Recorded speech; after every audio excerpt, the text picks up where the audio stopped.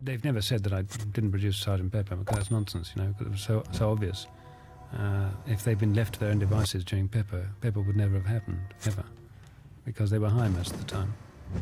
No, in fact, what had happened with Pepper was that it became an astonishing success. It was, when we were making it, we were all very much aware that we were into something, and it was almost growing by itself.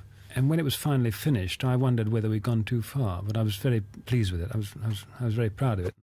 I knew that they liked smoking pot, but they always tried to keep it from me because they knew that I didn't approve. And I knew also that other things were happening which I wasn't aware of, you know, which I was only dimly aware of, and I didn't want to know because I didn't want to get involved in it. In a way, I was disappointed that the next album, in my opinion, wasn't as good. I thought we'd set a standard with that. What I really wanted to do from there on was to treat our rock work rather like a classical symphony. I wanted to integrate things. I wanted to get the boys thinking in symphonic terms. I wanted them to write songs that blended into each other, that actually had reoccurring themes, that even had canonic devices, one with the other, and which had snippets coming back, and treating it like a formal, full-scale work, where you had maybe a 30-minute length that was actually a cohesive whole. Paul dug this idea very much. John didn't. John was into just the sort of simple, basic rock song, which he was probably right for himself.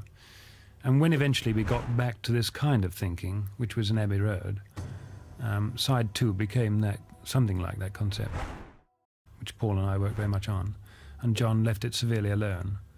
And John's contributions were mainly on the other side. He did contribute to the slow side on Abbey Road, but he didn't get involved in the actual tying together of it. The White Album was the disappointment I referred to. I wanted to pare that down and issue just one single album with the best stuff from it, but they insisted on putting down all the songs that they'd thought of while they were away in India. And some of the songs I thought were fairly trite. Some of them were very good, but I thought that if we distilled it, we could have had a very super album.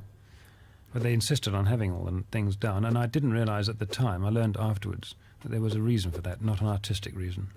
It was partly because of the contractual deal with EMI, which was expressed not only in terms of years, but as an alternate in terms of titles recorded. So the sooner they got them out, the sooner they got rid of their existing deal. I didn't know that at the time. Once I left EMI, I signed the Beatles on an original deal, and that was it.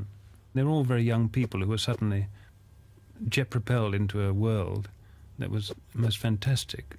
And so it's not surprising that they did what they did. I think it's quite surprising that we managed to keep them to stay together so long, and that there was so much success for so much time.